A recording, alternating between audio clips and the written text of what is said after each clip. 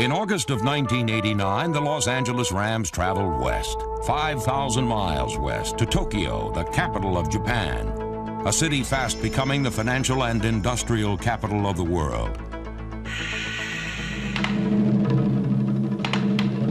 The Rams received a grand welcome, steeped in time-honored tradition.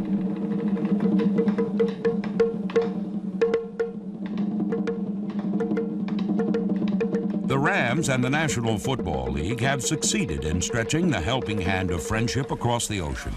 And Rams owner and president Georgia Frontiere has long realized that on the world stage, football can be more than a game. I've always felt that world peace would be helped and enhanced by young people who do things together, competing or performing. And now football, I think, because it is so typically American, most of the countries are very interested in seeing what the Americans do and how they play. There you go, good. Ready, set, go. For a full week, the ambassadors from Los Angeles honored their host by passing along the finer points of a great American game. For the first time under the NFL's new international policy, an officially sanctioned NFL game was held in Asia, with the Tokyo Dome as the venue.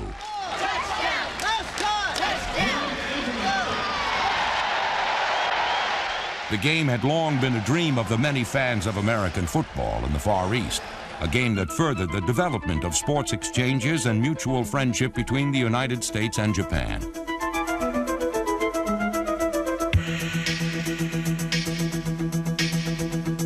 The Rams beat the 49ers in overtime, but the team came home with much more than the winner's trophy. It's something intangible. You just know that it's happening, that we've shared some common experience, and with excitement and joy. Yes, the sharing.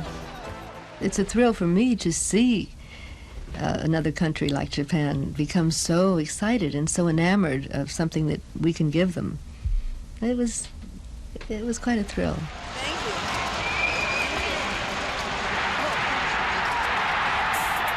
you. As Georgia Frontiere begins her 12th year as owner and president of the Rams, she looks back on more than a decade of distinction during which she has provided leadership and direction.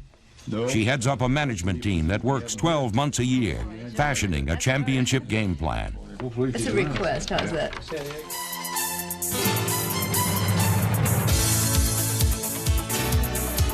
In 1989, the Rams were one of the NFL's elite teams. And under head coach John Robinson, they returned to the playoffs for the 6th time in 7 years.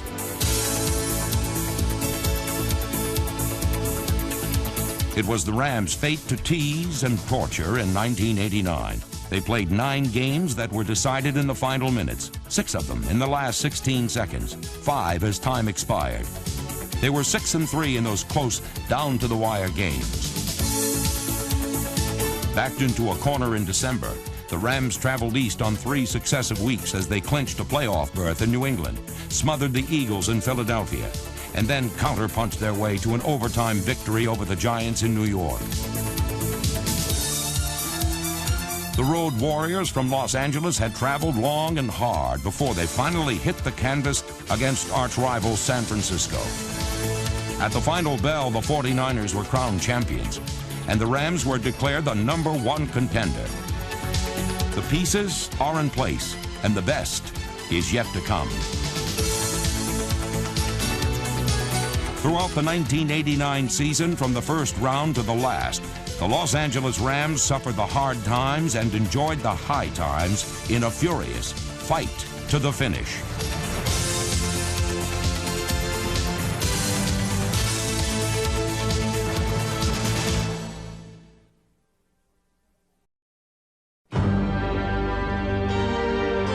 A successful 5-game preseason got the Rams down to fighting weight.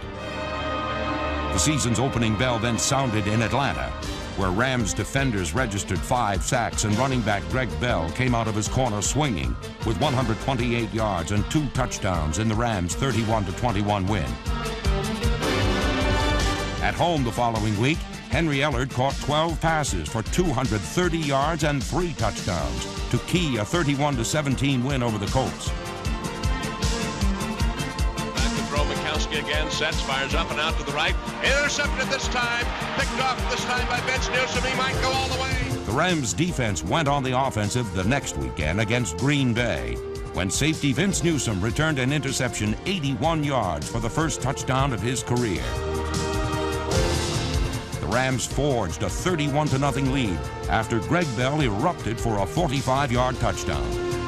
Bell's 221 yards rushing were the 4th highest in team history, and his drive-sustaining runs in the 4th period helped the Rams escape with their 3rd straight win, 41-38. Down to the 5 as he gets to the left end for the touchdown. A great run.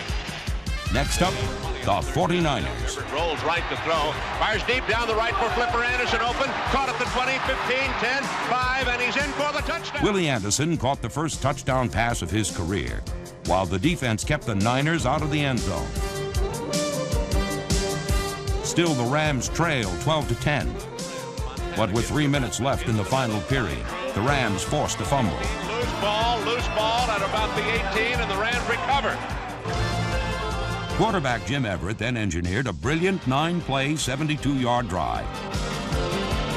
2 of his passes found tight end Pete Holohan, good for 47 yards. The drive ate up all but 2 seconds on the clock to set up the game winner. The field goal, Riley can win it. Step back, the ball down, the kick is up, and it is good! With 2 seconds showing on the clock. From 26 yards, the Rams have the lead 13-12 with 2 seconds showing on the clock.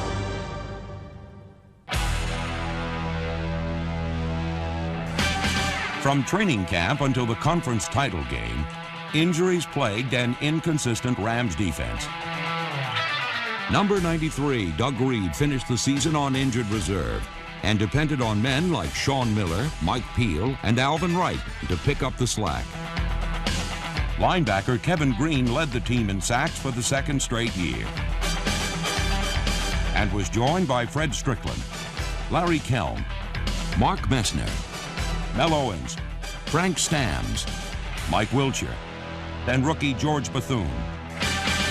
The special teams and secondary had their share of heavy hitters with the likes of Anthony Newman, Vince Newsom, Leroy Irvin, Darrell Henley, Alfred Jackson, James Washington, Jerry Gray, and Mike Stewart. He went down, I heard, it ain't nothing like feeling a quarterback's body crumble, man, when you hit him in the throat. Keep it up, man, keep it up. Sky! In 1989, Kevin Green made his first trip to Honolulu for the Pro Bowl. Where'd he come, man? He has emerged as one of the league's finest and fiercest pass rush specialists. The best offense against Green's tenacious charge is illegal. Hold him, Duff! Hold him! I hit him head up and tried to roll inside. Yeah. I don't know what happened then. I couldn't hold him. He's a big, strong dude, man. Oh, that guard is strong. Both of them. Even though opposing linemen may outweigh him by as much as 50 pounds, Green's assault never ceases. Damn, I gotta beat this guy. In the offseason, Green is a captain in the Army Reserve where he drives a tank. You're a good athlete, man. On the football field, he plays like one. Only his specialty is demolishing quarterbacks. In the last 2 seasons, no NFL player has had more sacks than Kevin Green. As Green has become one of the NFL's best at rushing the passer, his unique blend of athletic ability and enthusiasm has helped make the Rams defense one of the league's most explosive. Oh, God, life in the pros, baby. I love it.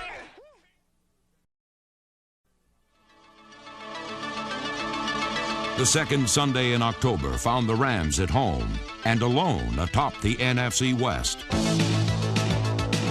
Off the left wing and motion to the right. Comes Damone Johnson, Everett to fire. For Houlihan, touchdown! Against the visiting Falcons, the Rams never trailed. From their first touchdown by Pete Houlihan to their last by acrobat fullback Robert Del Pino. The win left the Rams at 5-0, the only undefeated team in the NFL. But in the weeks to come, they saw themselves as far from perfect. A 78-yard touchdown pass from Jim Everett to Willie Anderson didn't hold up as the Rams fell to the Bills in the final seconds. The 45, the 40, to the 30. Flipper Anderson with a remarkable play. A spectacular play. A loss at home to the Saints was followed by another in Chicago. The Rams played the Bears to a 3-3 tie late in the third quarter, but the defense could not do it alone as the offense sputtered in the 20-10 loss.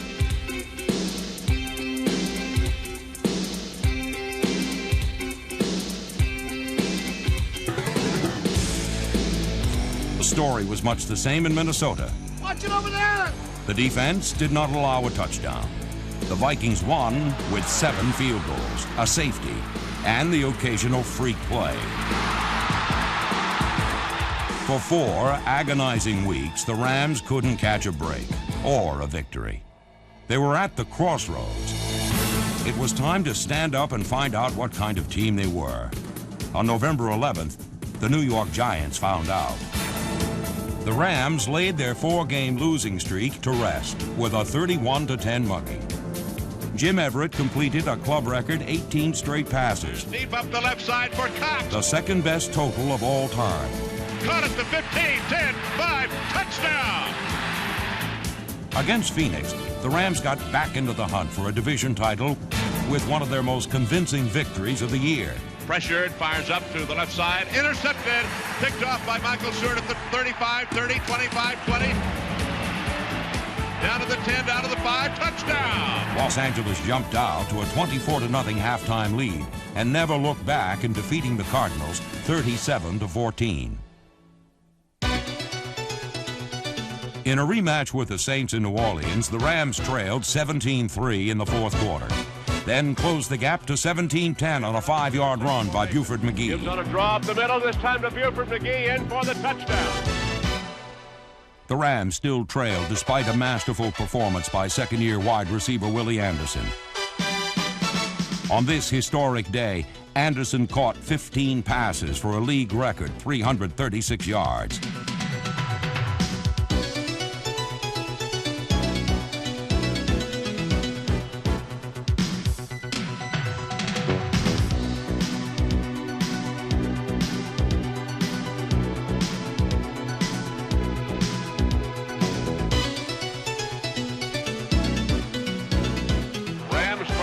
Get in the end zone, slot left, wide right, Flipper Anderson. Everett to throw, fires for Anderson. With 1:02 left, it is Anderson's touchdown catch that sends the game into overtime. And it's caught for the touchdown. And the Rams win 20-17. It is both the most exciting and frustrating game of the year, a comeback of monumental proportions, one that features the single greatest pass receiving performance in the 70-year history of the National Football League. In only his 4th season in Los Angeles, Jim Everett has become one of the NFL's elite quarterbacks. We didn't know perfect. That's what it's all about. He's grown up quickly, and with maturity comes patience and the ability to see all of the field, evaluate all of the options, and deliver the ball. In 1989, Everett was the only NFL quarterback to throw for over 4,000 yards, and he led the league with 29 touchdown passes. Among Everett's targets are 2 of the NFL's premier receivers, Willie Anderson and Henry Ellett, who became the second all-time leading Rams receiver with 70 catches for 1,382 yards and 8 touchdowns. A hamstring injury prevented Ellett from starting 4 games. Still, he turned in 5 100-yard games and earned his 2nd straight trip to the Pro Bowl. Willie Anderson attacks the game with Ellard's fearless approach. The 170-pound Anderson is tougher than a 50-cent steak, and opponents who try to stop him find they've bitten off more than they can chew. Anderson and Ellard became the most lethal tandem in the NFL when they combined to average over 22 yards a catch. No 2 teammates in league history can make that claim. Ellard and Anderson, 2 for the road and the future. A national television audience looked on as the Rams met the defending world champions for the second time.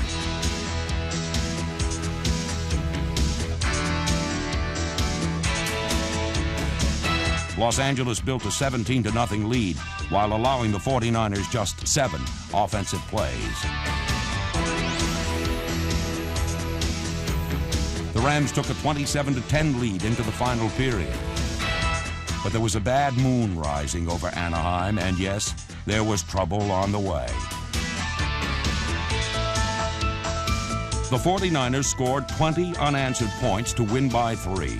And to earn a wild card spot in the playoffs, the Rams had to win their last 2 games. Victim number 1, the New York Jets.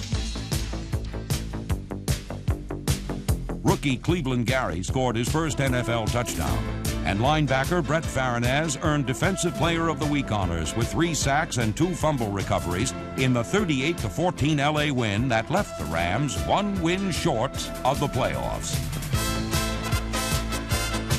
They would have to clinch that spot on the road, in New England, in the dead of winter, on Christmas Day, 20 degrees below 0 wind chill.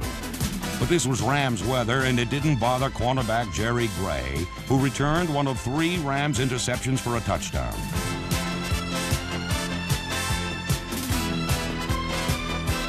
And it couldn't stop Greg Bell, who ran and ran for 210 yards and the game-winning touchdown with less than 2 minutes to play.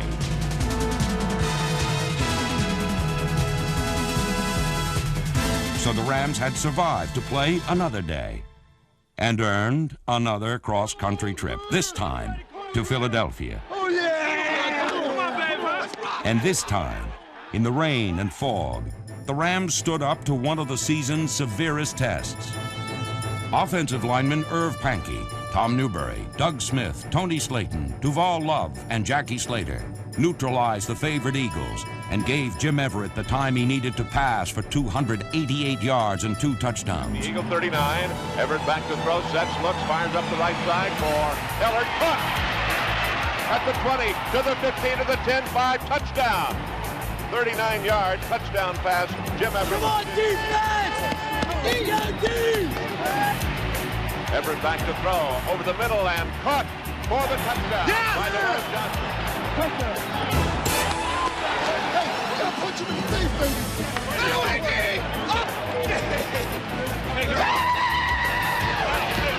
Defenders Kevin Green, Fred Strickland and company threw a net around Randall Cunningham and held the Eagles to just 7 points.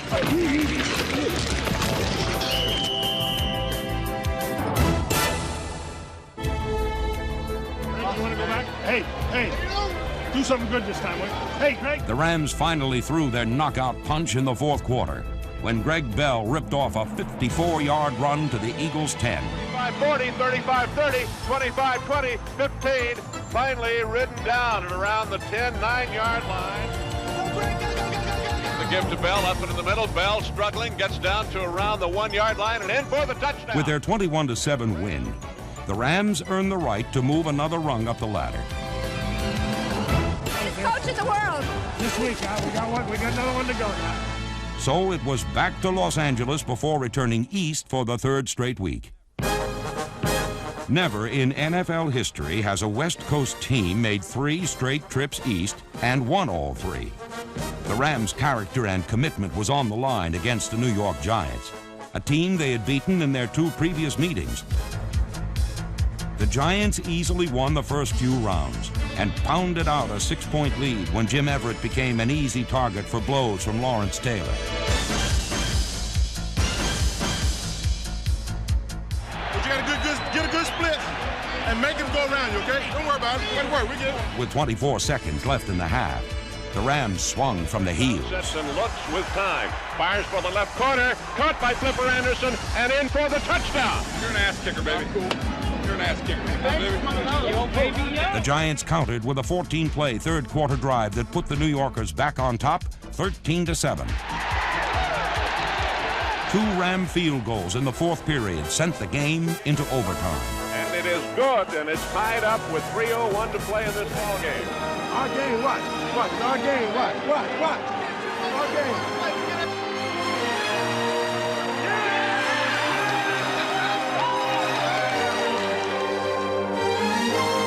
Everett then fires up across the middle. Flipper can't get it at the 25, and a flag is thrown.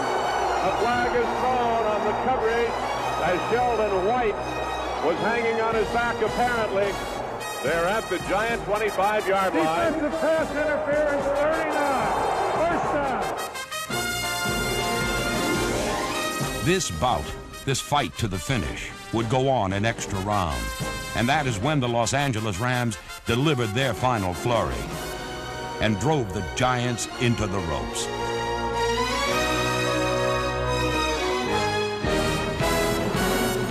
For the touchdown, and the Rams win it.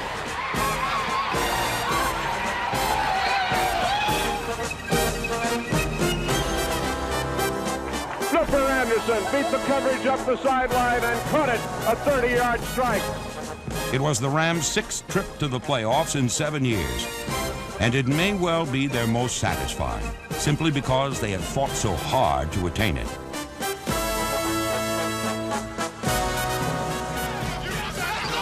The arms of the Los Angeles Rams should be raised high as the NFL's #1 heavyweight contender, a team that fought the good fight, a fight to the finish.